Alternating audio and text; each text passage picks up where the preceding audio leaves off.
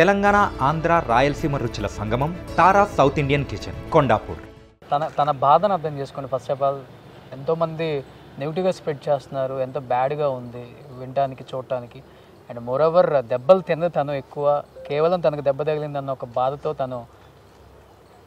తన హార్ట్ తట్టుకోలేక heart stroke వచ్చిందని చెప్పేసి కూడా తను చెప్తున్నాడు.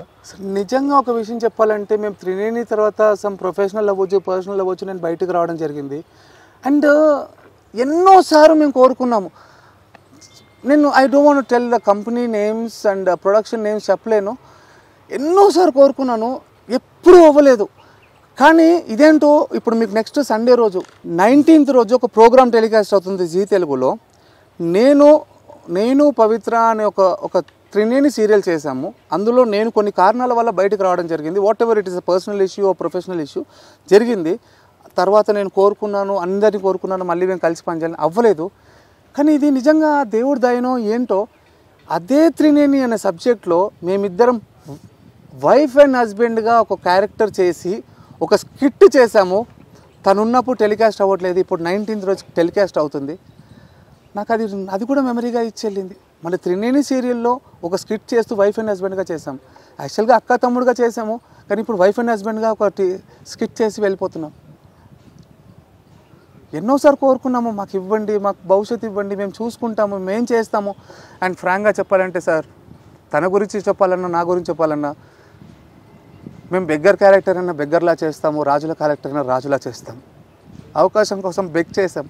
మేము ఎప్పుడు డిమాండ్ చేయలేదు, రెన్యుమరేషన్ కోసం చేయలేదు, వర్క్ కోసం ఏడ్చాం. మాకు వర్క్ ఇవ్వండి.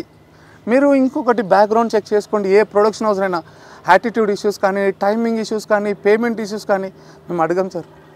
కలమతల్లి బిడ్డలుగా మేము చాలా పని చేస్తామని అడుక్కున్నాం. కానీ మా పర్సనల్ ఇష్యూ వల్ల వాళ్ళెందుకో మమ్మల్ని పనిష్మెంట్ చేసి దూరం పెట్టారో తెలీదు. అండ్ త్రినేని తర్వాత నేను ఈరోజు చాలా ఓపెన్ అప్ అయిపోతున్నాను. త్రినేని తర్వాత నేను త్రినేని నుంచి బయటకు వచ్చిన తర్వాత 1.5 year ఇంట్లో కూర్చున్నాను. 1.5 year ఇంట్లో కూర్చున్నప్పుడు పవి నన్ను చూసి ఏమందంటే, నాన్న ఉదయ్ కిరణ్ హీరోలా నీ బతుకైపోతుందేమో, ఇంట్లోనే కూర్చొని ఏడ్చి చచ్చిపోతావేమో.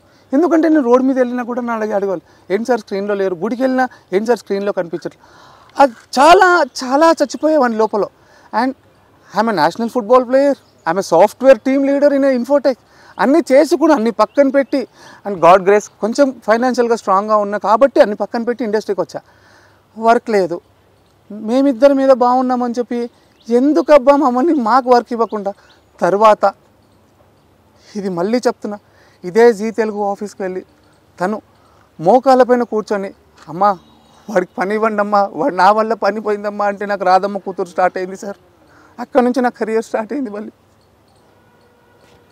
చందు స్ట్రాంగ్గా ఉండు, ఎందుకంటే ఏం చెప్పలేము ఈ టైంలో, ఎవరం కూడా నిన్ను సముదాయించలేము కాబట్టి హ్యాపీగా ఉండు. సో చూసే వాళ్ళందరికీ విఎస్కి మరీ చెప్తున్నాను, అండ్ ముఖ్యంగా ఇండస్ట్రీకి కూడా చెప్తున్నాను, చందు ఏం కోల్పోయాడో ఈ వీడియో చూసిన తర్వాత మీ అందరికీ తెలుస్తుంది.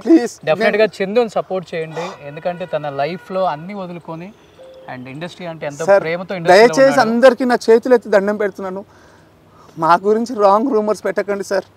సార్ లోకంలో అందరికీ తెలిసి ఎవరితో ఉన్నాడు, మేము మాట్లాడము, మేము ఓపెన్ అప్ అయ్యాము, వాట్ వీఆర్ అని ఓపెన్ అప్ అయ్యాము.